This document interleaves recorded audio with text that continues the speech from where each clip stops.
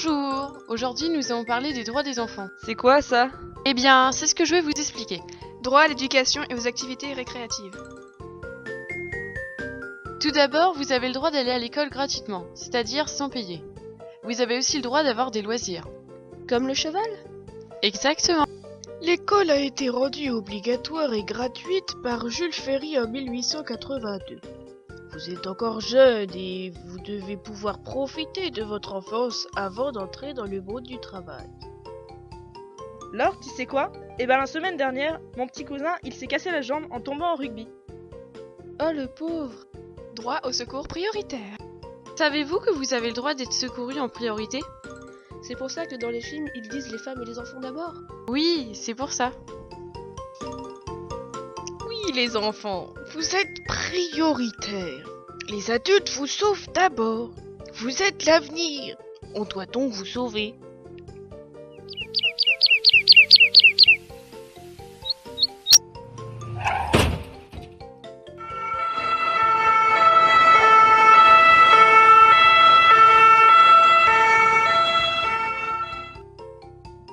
Droit à une éducation spécialisée quand il est handicapé mentalement ou physiquement.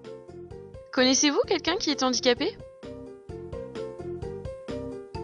C'est quoi un handicapé?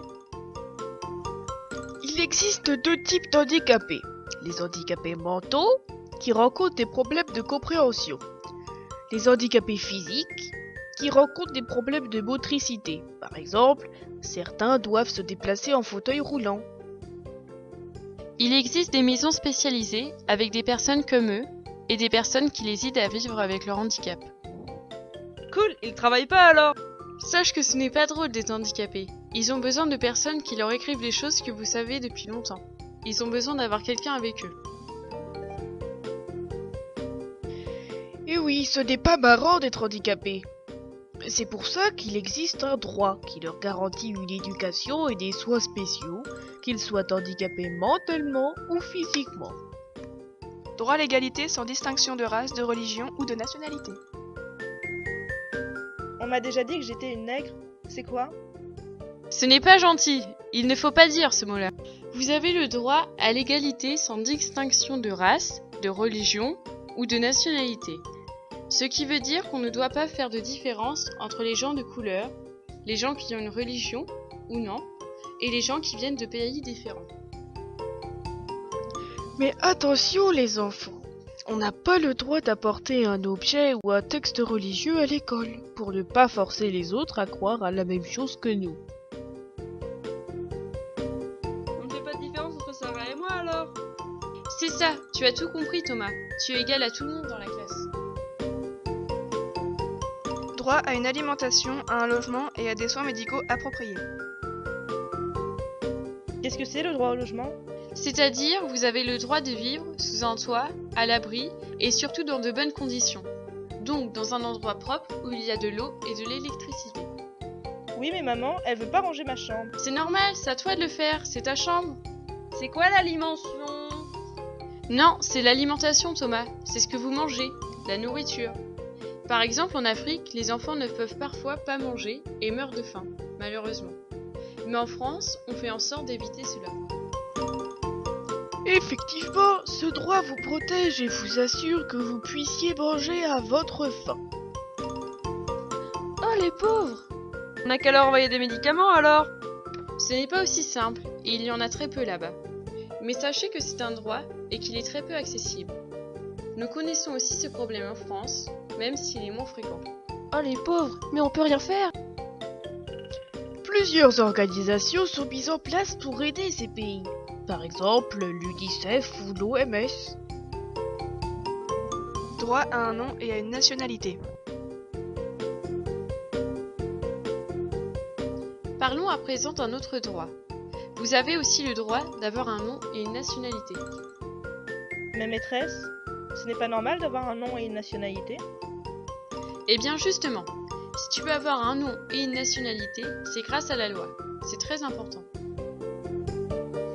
Si tu n'as pas de nom ni de nationalité, pour la loi, tu n'existes pas. Elle ne te reconnaît pas comme une personne réelle. Mais c'est terrible ça maîtresse! Si on n'a pas de nom et qu'on sait pas d'où on vient, On est personne.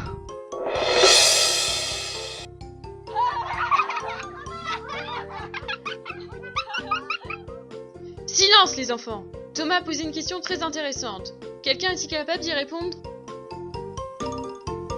Alors, ne vous moquez pas. On est toujours une personne, Thomas. Même si on n'a pas de nom ni de nationalité.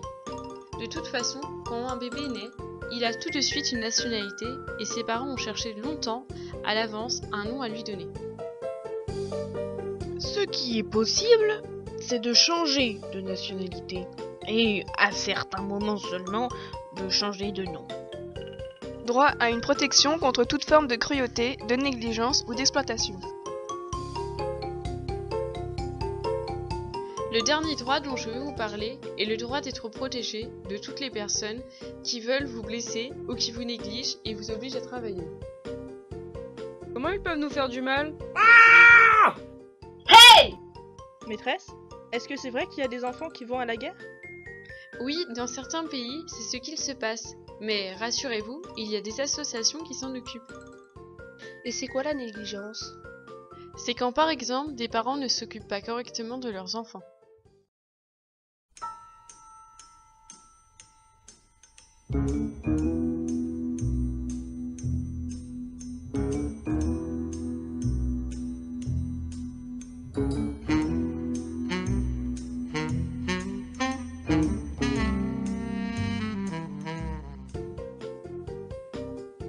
Les enfants, vos parents ne doivent pas vous négliger. C'est-à-dire que, par exemple, un enfant ne doit pas être laissé tout seul chez lui. Ses parents sont obligés de le nourrir, sinon il y a négligence. Et l'exploitation? C'est quand on fait travailler un enfant de moins de 16 ans contre sa volonté. Je comprends pas. Avant, en France, les enfants devaient travailler. Mais depuis ces droits, ils vont à l'école.